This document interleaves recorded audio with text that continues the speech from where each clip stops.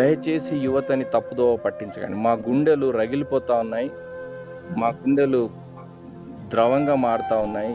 చాలా బాధతో ఈ విషయం చెప్తా ఉన్నా. మీ మనోభావాలు దెబ్బతింటే అందుకు క్షమాపణ అనేది కాదు. సంఘానికి నష్టం చేయకండి. మీకు మీ చేతులు మా చేతులు జోడించి మిమ్మల్ని రిక్వెస్ట్ చేస్తా ఉన్నా. Hello guys, praise the lord. నా పేరు హనోక్ అండి, ఇంట్లో దన్ను అని కూడా పిలుస్తారు. కింద కామెంట్ బాక్స్లో అందరూ నీవు రెవరెండ్కి రవి పాస్టరా, నీవు రెవరెండా అని చెప్పేసి అడుగుతున్నారు. అది నేను కాదండి, అది మా డాడీ పేరు రెవరెండ్కి రవి పాస్టర్, నా పేరు హనోక్. ఈ ఛానల్లో మేము దేవుని గురించి, బైబిల్ గురించి, కొంతమంది టెస్ట్ మనీస్ గురించి చాలా వీడియోస్ చేశాము. ఒకసారి చెక్అవుట్ చేయండి. ఈరోజు మనం మాట్లాడుకునే టాపిక్ ఏంటిదంటే వర్షిప్స్ గురించి, సాంగ్స్ గురించి. ఈనాటి కొన్ని సంఘాలలో వర్షిప్స్ ఎలా తయారయ్యాయంటే కాన్సర్ట్స్ లాగా తయారయ్యాయి. ఒక మూవీ మ్యూజిక్ డైరెక్టర్ ఎలాగైతే కాన్సర్ట్స్ కండక్ట్ చేసి సాంగ్స్ పాడిపిస్తాడో, ఈ రోజు కూడా కొన్ని సంఘాలలో వర్షిప్ చేసే వాళ్ళు అలానే బిహేవ్ చేస్తున్నారు. అందుకే ఈ వీడియో చేయాల్సి వస్తుంది. అలానే కొన్ని సాంగ్స్ గురించి మాట్లాడుకుందాం. ఆ సాంగ్స్ చాలా ట్రోల్స్కి గురవుతున్నాయి. ఈ సాంగ్స్ వల్ల దేవుని నామం అన్యజనుల మధ్యలో అవమానపరచబడుతుంది. అందుకే ఈ వీడియో చేయాల్సి వస్తుంది. అంతకంటే ముందు మా ఈ ఛానల్కి ఎవరైనా కొత్త వస్తే తప్పకుండా లైక్ చేసి సబ్స్క్రైబ్ చేసి ఈ వీడియోని పూర్తిగా చూడండి. తర్వాతనే కామెంట్ చేయండి. ఇంకా టాపిక్లోకి వెళ్దాం. మొదటిగా జాన్ జబరాజ్. ఈ జాన్ జబరాజ్ సాంగ్స్ అంటే నాకు చాలా ఇష్టము. ఈయన పాడిన ఉయర్మలయో, ఎబినేజర్ అనే సాంగ్స్ నేను ఇప్పటికీ రిపీట్ మోడ్లో వింటా. ఈయన మీద ఒక కేసు అయింది, అది మీకు తెలిసే ఉంటుంది. పోక్సో కేసులో జైలుకు కూడా వెళ్ళేసి వచ్చాడు. ఇప్పుడు మనం మాట్లాడుకునే టాపిక్ అది కాదు, కానీ ఇప్పుడు మనం మాట్లాడుకునే టాపిక్ ఏంటిదంటే జాన్ జబరాజ్ కొన్ని మీటింగ్స్ని కండక్ట్ చేస్తాడు. ఈయన మీటింగ్స్కి చాలామంది యూత్ వెళ్తారు. ఎందుకంటే ఈయన సాంగ్స్ బాగుంటాయని చెప్పేసి, వర్షిప్ మంచిగా జరిగిస్తాడని చెప్పి చాలామంది వెళ్తారు. ఈయనకి కేరళ, తమిళనాడే కాకుండా మన తెలుగు రాష్ట్రాల్లో కూడా చాలామంది ఇష్టపడే వాళ్ళు ఉన్నారు. మన తెలుగు రాష్ట్రాల్లో పెట్టిన మీటింగ్స్ కూడా చాలా సక్సెస్ అయ్యాయి. ఇక్కడ ప్రాబ్లం ఏంటిది వచ్చిందంటే, రీసెంట్గా ఒక మీటింగ్లో ఈయన ఏం చేశాడంటే, ఒకసారి ఈ వీడియో చూడండి.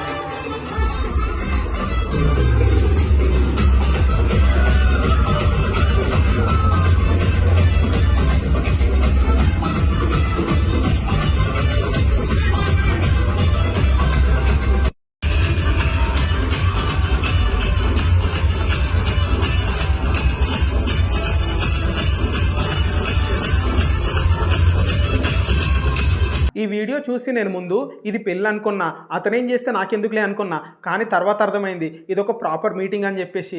ఈ మీటింగ్లో ఇలా డ్యాన్స్ చేయడం అనేది, ఇలా మ్యూజిక్ ప్లే చేయడం అనేది నాకు అస్సలు నచ్చలేదు. ఎందుకనంటే దేవుని ఆరాధించేవారు ఆత్మతోనూ సత్యంతోనూ ఆరాధించాలి, కానీ డ్యాన్స్తోనూ మ్యూజిక్తోనూ ఆరాధించకూడదు. ముఖ్యంగా ఇలా అయితే అస్సలు ఆరాధించకూడదు. ఈయన ఇంత పెద్ద వర్షిప్ లీడర్, ఈయన ఇలాగ చేస్తే ఈయన ముందటున్న యంగ్ పీపుల్ ఇదే నేర్చుకుంటారు కదా.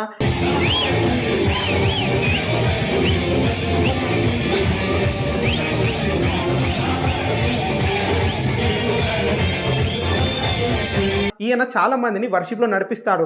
ఈయనే ఇలా బిహేవ్ చేస్తే వాళ్ళేం నేర్చుకుంటారు, వాళ్ళు ఎలాగనుకుంటారు. రేపు పొద్దున దేవుణ్ణి ఆరాధించడం అంటే ఓన్లీ మ్యూజికే, ఓన్లీ ఇలా డ్యాన్స్ చేయడం అని చెప్పేసి తప్పుగా అర్థం చేసుకోరా. ఈయన ఇక్కడే కాదు, వేరే దగ్గర కండక్ట్ చేసిన కొన్ని మీటింగ్స్లలో అప్పుడప్పుడు ఇలానే బిహేవ్ చేశాడు.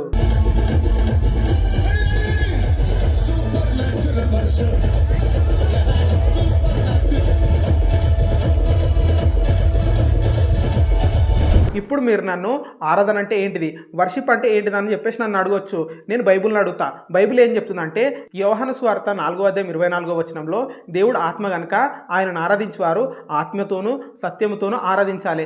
ఇలా మనం ఎప్పుడు ఆరాధిస్తామనంటే దేవునితో వ్యక్తిగత సంబంధం కలిగి ఉన్నప్పుడు, దేవునితో రిలేషన్ కలిగి ఉన్నప్పుడు ఇలా మనం ఆరాధిస్తాము. నేను ఇప్పుడు మీకు పాటలు పాడొద్దు, మ్యూజిక్ ప్లే చేయొద్దు అని చెప్పేసి నేను అంటలేను. పాటలు పాడాలి, మ్యూజిక్ ప్లే చేయాలి, ఆయన కింపైన సువాసనగా మనం ఆరాధించాలి. కానీ ఇలా అల్లరల్లరిగా మనం ఆరాధించకూడదు. దేవుడు సమాధానానికి కర్త కానీ అల్లరికి కర్త కాదు.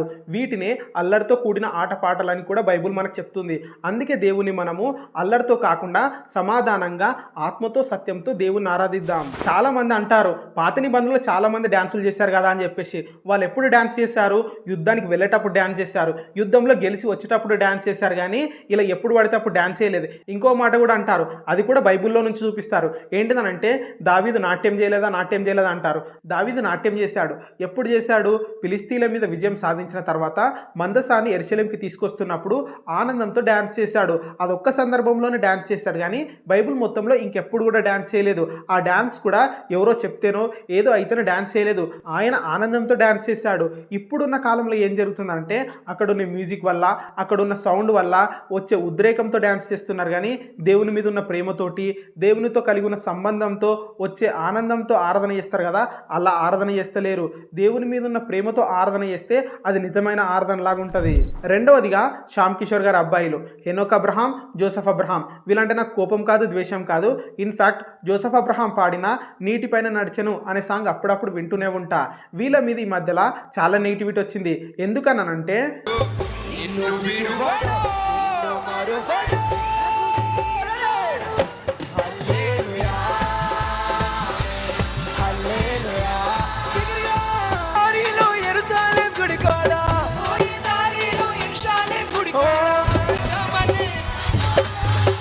వీళ్ళు ఇలా చేయడం వల్ల చాలా మంది బాధపడుతున్నారు.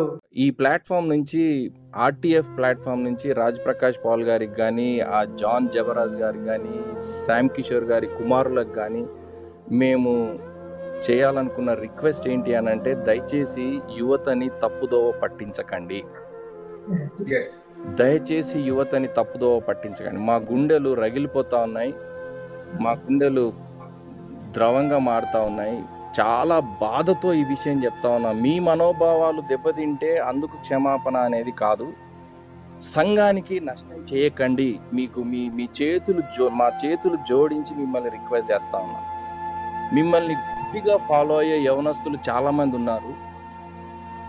ఊర్లలో నుండి వచ్చిన వాళ్ళు, హాస్టళ్లలో ఉండేవాళ్ళు, ఏమంటారు, ఉద్యోగాలు చేసుకునే వాళ్ళు, యవనస్తులంతా ఈ మ్యూజిక్ అట్రాక్ట్ అయ్యి, మీరు పెట్టే స్టేజీలకు అట్రాక్ట్ అయ్యి వచ్చేటువంటి యవనస్తులను దయచేసి మీరు తప్పుదోవని తీసుకెళ్లొద్దు. చూశారుగా, దీని మీద మీ అభిప్రాయం ఏంటిదో కింద కామెంట్ రూపంలో ఖచ్చితంగా తెలియజేయండి. ఇంకా మూడవదిగా ఫ్రెడ్డీ పాల్. ఈ ఫ్రెడ్డీ పాల్ గారు సాంగ్స్ చాలా బాగా పాడతారు. ఈయన పాడిన అగ్ని మండించు అనే సాంగ్ నాకు ఇప్పటికీ ఇష్టము. మా ఇంట్లో ఇప్పటికీ ప్లే చేస్తారు. ఈయన మీద ఉన్న నెగిటివిటీ ఏంటిదనంటే,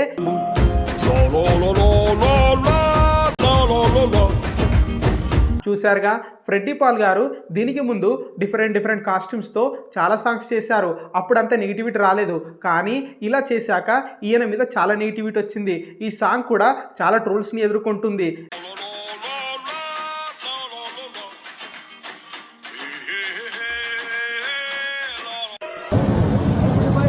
నాకు గన్నిస్తారా? ఎందుకు అన్నమని జైలుకి వెళ్ళిపోతా, నాకు గన్నిస్తారా? దీని మీద మీ అభిప్రాయం ఏంటిదో కింద కామెంట్ చేయండి. నెక్స్ట్ ప్రసన్న బోల్డ్ గారు. ఈమె సాంగ్స్ తెలిసి రాస్తారో తెలియక రాస్తారో తెలియదు, కానీ ఈమె సాంగ్స్ మాత్రం చాలా ట్రోల్స్ గురవుతాయి. నేనెందుకు మౌనంగుండాలే 24 గంటలు అరపిన్మారయ్యాలే. నవ్వు ఒరిజినల్, ఈ పాట ఒరిజినల్, ఈ డాన్స్ ఒరిజినల్. హల్లెలూయా స్తుతి మహిమ ఎల్లప్పుడు నాన్నకు ఇచ్చేదను. హల్లెలూయా, ఓ హల్లెలూయా, ఏ హల్లెలూయా. ఈమె పాడిన పాటలు క్రైస్తవ లోకానికి ఎంత ఉపయోగపడ్డాయో తెలియదు, కానీ ట్రోలర్స్కి, మీమర్స్కి మాత్రం చాలా ఉపయోగపడ్డాయి. తెలియదా యేసు తోడుగా ఉన్నాడని? తెలీదండి. తెలియదా నీకు? తెలియదా యేసు తోడుగా ఉన్నాడని? నాకు తెలీదమ్మా. ఇలా చెప్తున్నానని చెప్పేసి ఈమంటే నాకు కోపం ద్వేషం అనుకోగలరు. నాకు కోపంగా ద్వేషం కాదు. ఆమె నిజంగానే జెన్యున్గానే ఆమె సాంగ్స్ని మంచిగానే పాడుతుండొచ్చు, కానీ రియాలిటీలో ఇలా జరుగుతుంది. అందుకే నేను ఇలా చెప్తున్నా. నేను ఏం చెప్పాలనుకుంటున్నానంటే, మనం ఏది చేసినా, అంటే పాట రాసిన, పాట పాడిన, ఇన్స్ట్రుమెంట్స్ ప్లే చేసిన, చప్పట్లు కొట్టిన, మనం ఏది చేసినా దేవుని నామానికి మహిమ తెచ్చేదిలాగా ఉండాలి, కానీ దేవుని నామాన్ని అవమానపరిచేదిలాగా మనం ఉండొద్దు. మా ఇన్ఫర్మేషన్ కనుక మీకు నచ్చినట్లయితే తప్పకుండా లైక్, షేర్, సబ్స్క్రైబ్ చేయండి. ఒకసారి ఛానల్ మొత్తం చెక్ చేయండి. చాలా మంచి వీడియోస్ ఉన్నాయి. ఒకసారి చూసే ప్రయత్నం చేయండి. మళ్ళీ ఒక మంచి వీడియోతో మళ్ళీ మీ ముందుకు వస్తా. Praise the lord.